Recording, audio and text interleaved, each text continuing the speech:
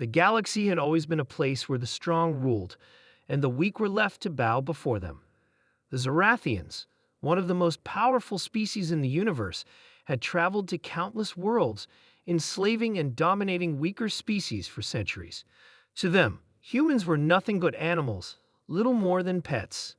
They had no fear of these tiny, fragile creatures, and they certainly never expected anything to change. It was a peaceful day on Zorathia's capital planet, Vithar. The Grand Council chamber was filled with high-ranking Zorathian generals, diplomats, and scientists. The discussion was typical. Another weak species had been located, another planet ready for subjugation. These creatures, they thought, would serve as nothing more than an amusing curiosity for the Zorathians. But the next few words from their leader would change everything. General Thrax, the towering leader of the Zorathian military, spoke with pride. "We have found the perfect planet," he said, his voice booming through the chamber. "Earth. It's populated by creatures who think they are intelligent, yet they rely on their primitive tools and have no idea what true power looks like." The council laughed, the sound echoing off the chamber walls. To them, the humans were just pets, not worthy of serious consideration. The Zorathians had captured countless species over the millennia, and humans seemed no different. They would be kept in cages or served as playthings, easy to tame and train. But there was something the Zorathians didn't know, that humans weren't just pets. They were fighters, survivors, and they were about to prove it. On Earth, no one had any idea that their planet was being watched by powerful alien eyes. That humans went about their daily lives, unaware of the threat looming above them. But in the dark, hidden corners of the universe, plans were already being set in motion. It was a quiet night when the first signs of the invasion appeared.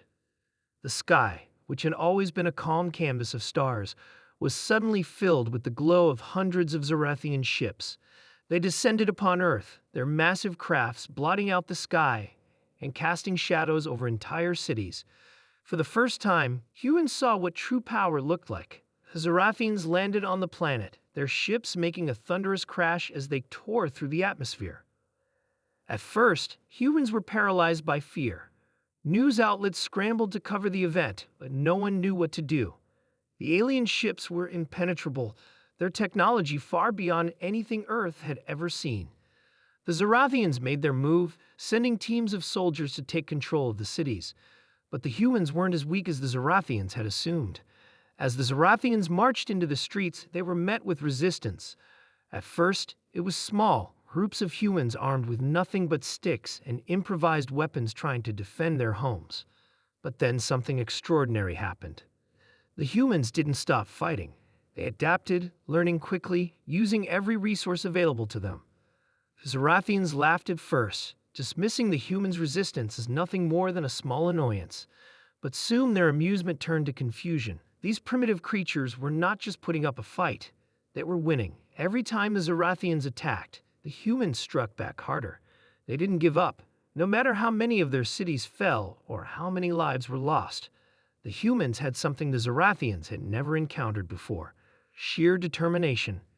It didn't take long for the Zorathians to realize their mistake. The humans, despite their lack of advanced technology, were ingenious. They created weapons from everyday items, things the Zorathians never considered dangerous. They built traps and ambushes that outsmarted the Zorathian troops. The more the Zorathians tried to crush the resistance, the stronger the humans became. General Thrax watched the reports with growing frustration. "How is this possible?" he demanded.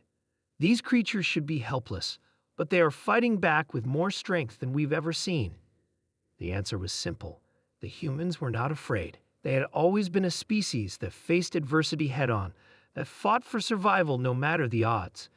And now, that same survival instinct was driving them to resist the Zorathians. As days passed, the Zorathians began to lose control. The humans, fueled by the need to protect their home, were relentless. The resistance grew stronger, more coordinated. And then something unexpected happened. The humans discovered the Zorathians' weakness. It wasn't their technology, it wasn't their weapons, it was their arrogance. The Zorathians had underestimated the humans. They had thought them to be weak and easily controlled, but in doing so, they had ignored one key factor: the human spirit. It couldn't be broken, couldn't be bent to their will. The Zarathians' advanced technology was no match for the resilience of a species that had survived countless challenges, both natural and man-made. One by one, the Zarathian ships began to fall. Humans sabotaged the alien technology, using their understanding of engineering to disable the advanced systems that powered the ships. The Zarathians tried to flee, but they were surrounded. The tables had turned, and the invaders who had once thought of humans as nothing more than pets were now at the mercy of the very creatures they had come to conquer. General Thrax stood on the battlefield, watching in disbelief as his soldiers were captured or forced to retreat. His once proud army was being dismantled, piece by piece, by humans who had once been laughed at. As the Zarathians made their final stand, General Thrax addressed his troops. "This cannot be happening. We are the most powerful species in the galaxy. How can these creatures defeat us?" But his question was met with silence. The humans were not just fighting for survival, they were fighting for their future. In that fight, they had proven something the Zarathians could never understand. The strength of a species does not lie in its size or its technology, but in its heart. By the end of the battle, the Zarathians had been defeated. Their ships were destroyed, their forces scattered. The humans had won. The invaders had been laughed at, but in the end, it was the humans who had the last laugh. The Zarathians learned the hard way. Never underestimate the heart of a human.